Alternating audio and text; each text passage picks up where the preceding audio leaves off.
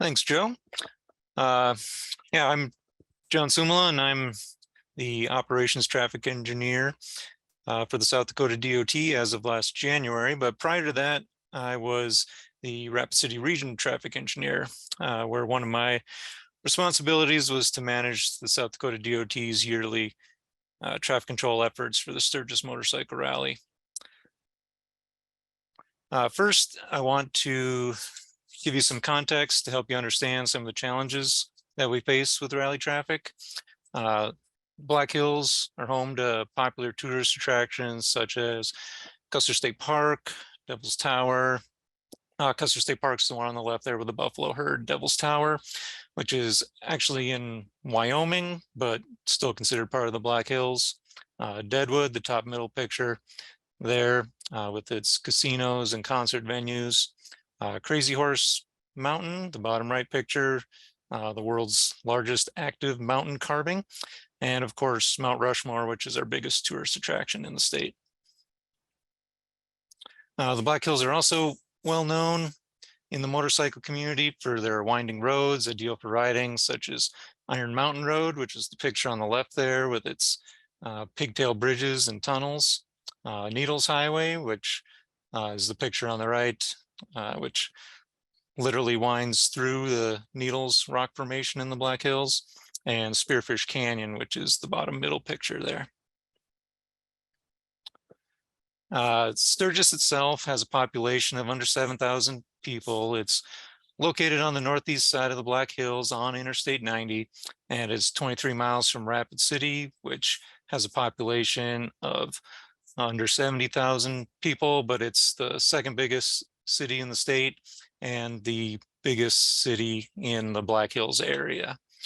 So the blue dots on this map show the locations of those tourist attractions and routes that I mentioned, which are all within 80 miles of Sturgis itself. So the places that riders are going when they come to the rally are pretty spread out. Sturgis itself has Main Street shops and bars and several nearby campgrounds that host concerts during the rally. That top left picture, that's on Main Street in Sturgis, same with the one on the bottom right. The middle left picture, I believe that's the Knuckle Saloon, which is one of the bars on Main Street in Sturgis. The one on the top right, that's the Full Throttle Saloon, which is north of Sturgis a little ways. I believe they used to have a reality show based on that saloon. The bottom left is an aerial photo of the Buffalo Chip campgrounds. So you can see when we talk about campgrounds, these are really kind of miniature cities that just kind of appear all of a sudden for rally week. And the middle right picture is also at the Buffalo Chip at one of the concerts that they have there. So you can see quite a few people there. With this, you can see that it's a lot more localized, but it's still spread out enough that people aren't walking from one location to another. They're using vehicles or bikes. So our rally traffic goal is to efficiently provide a safe traveling experience for all travelers in and around the Black Hills through the duration of the Sturgis Motorcycle Rally. And the keywords here being all travelers. So even though the bikes are the primary thing and the RVs and trailers that bring those bikes here, we also want to focus on the commuters. There's still a lot of people that live Sturgis, Spearfish area that commute to Rapid City every day for work. Still a lot of truck traffic. I-90's major nationwide corridor for truck traffic. And then also we have tourists, which I always kind of feel bad for the tourists that don't realize the Sturgis Motorcycle Rally is going on and come here that week. So we want to accommodate all the different modes in this. So to try to achieve this goal, we do a number of things, including changing some speed limits, adding some temporary signals, using message boards and speed trailers, providing some incident support. And then we have our traffic operations center at the South Dakota DOT maintenance shop in Sturgis for this week. And I'll go over each of these. In an effort to get traffic all going closer to the same speed, we lower some speed limits to match the operating speeds. So these all go into effect the Thursday before the rally starts. The rally always starts the first Friday in August. So these go into effect the day before that, and then go through the last Sunday. So the rally lasts that week plus a couple days. So the ones that where we lower speed limits on Interstate 90 from Rapid City, where the speed limit is always 65 miles an hour going through Rapid City. So we continue that from Rapid City all the way through Sturgis. The speed limit's normally 75 miles an hour. For that stretch, we lower it to 65. On South Dakota Highway 34, which goes through Sturgis and then goes east. We from the east side of Sturgis, where the speed limit's 35 through Sturgis, and then going east 3.8 miles to get east of the Buffalo Chip campground. The speed limit normally in this section is either 65 or 45 closer to Sturgis, and we lower all that down to 35 miles an hour. Also on South Dakota Highway 79, from the intersection with South Dakota 34, going north 1.75 miles to go north of the Iron Horse campground there. And then also from Bighorn Road north 0.8 of a mile. So that is near the area of the Full Throttle Saloon and Drag Pipe Saloon entrances. So that area drops from 65 miles an hour down to 45 miles an hour. With the drastic increases in traffic volumes for this week, there are a number of intersections that for the rest of the year function fine with stop control. But for this week, we need signals to operate efficiently. So these include both portable and seasonal signals. So the portables being trailers that we haul out and put in place. And then the seasonal signals where we have all of the poles and infrastructure in place. And then we just uncover the signal heads for this week and operate the signals. So locations where we do this, US 16 and 385, which is in the top picture there next to Hill City. This is kind of a intersection where traffic going from those tourist attractions in the Southern Hills, where they'll go back up towards Sturgis, Deadwood area, or some of them go back through Rapid City and take the interstate that way. So it's kind of a busy intersection for this week. 385 and 44, which is the next one intersection north on the top map there, kind of the same deal there with that traffic going from the Southern Hills back up to the Northern Hills. In Sturgis, there's South Dakota 34 and 11th Street. It's kind of by where the Indian motorcycle dealership is, so a lot of extra traffic there this week. South Dakota 34 and the Fort Meade entrance. Fort Meade is a VA hospital and National Guard camp. South Dakota 34 and 79, junction of those two state highways, which is between Sturgis and a lot of the campgrounds east of Sturgis. And then South Dakota 34 and Fort Meade Way, which is kind of the turn to go to the Buffalo Chip campground. And then seasonal signals, I-90 exit 32, both eastbound and westbound ramps. And then I-90 exit 55, which is kind of on the west side of Rapid City. It's where the Harley Davidson dealership is in Rapid City. So there's a lot of traffic going to that this week.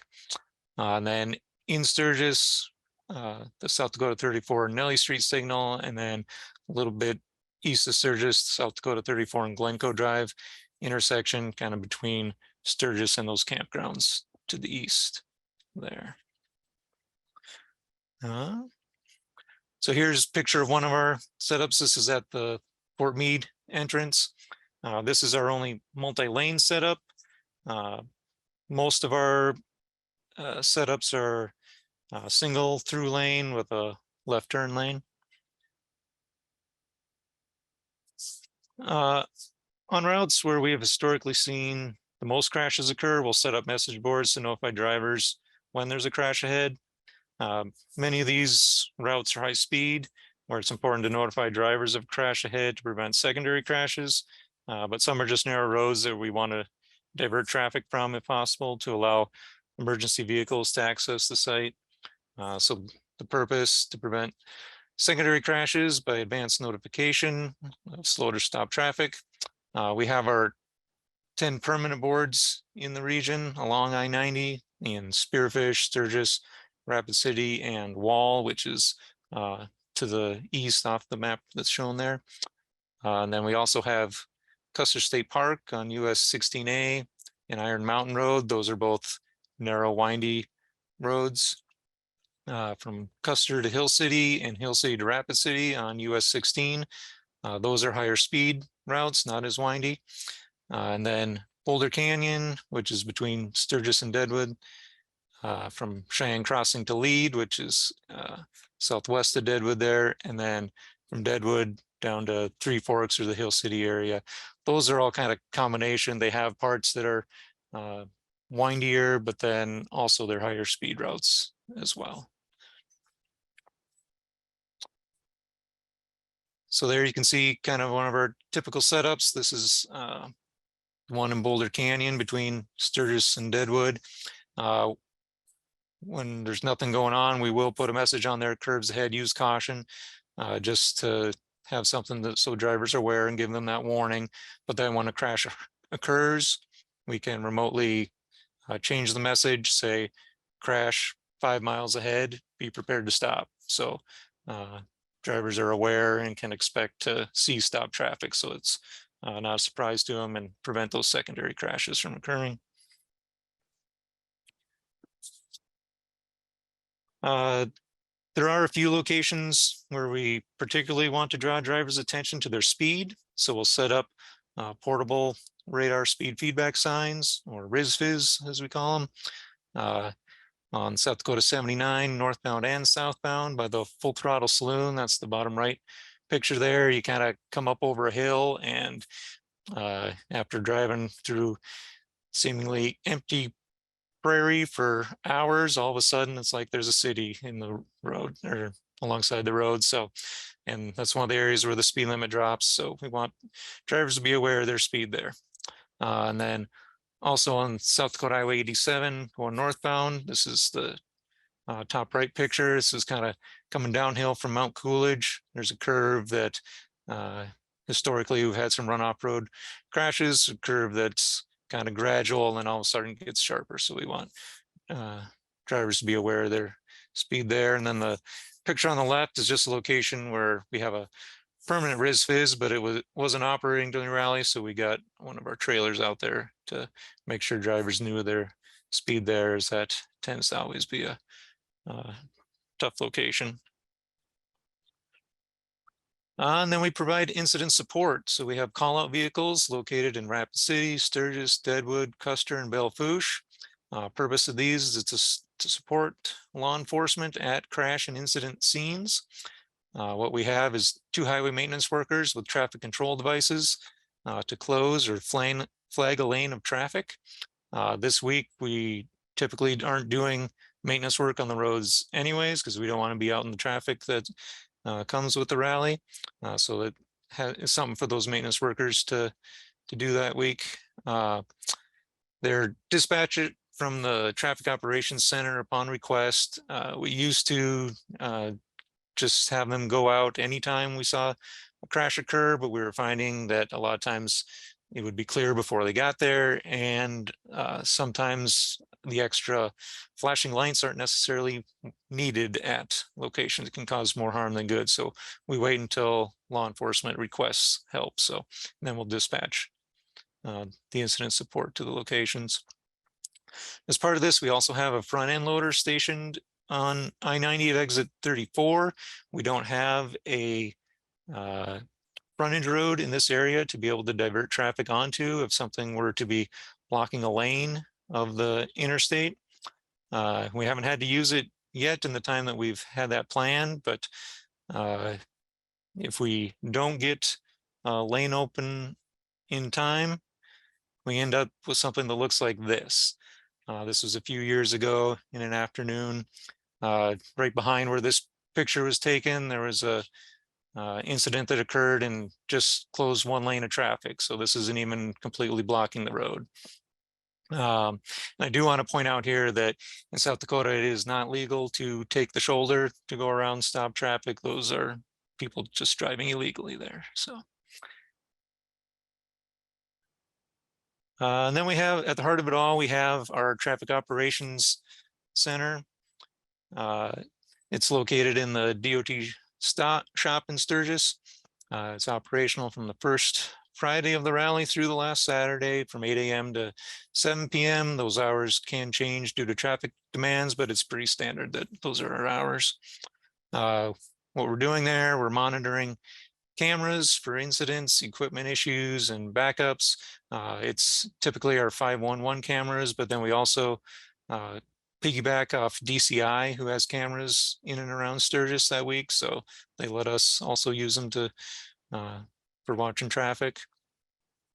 We're monitoring crashes, both on the radio and on Highway Patrol software for the call out vehicle deployment if we're requested, and then also for message board notification to be able to change the messages if there are crashes that occur. We're also managing traffic counting operations. We have tube counters set up through the area to count how much traffic is entering Sturgis this week, and then we'll also set up cameras to do some traffic counts at specific intersections through the week. Here's a picture of our traffic operations center. Not much to it. We got the screen in the front there where we got a number of different views that we can select and look closer in on, and a lot of them are pan-tilt zoom, so we can look around and see what exactly we want to see at the locations.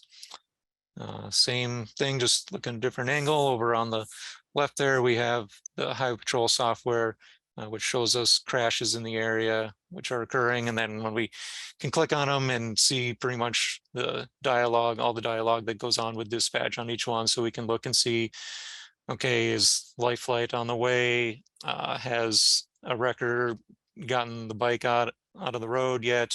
All that information that we need to know.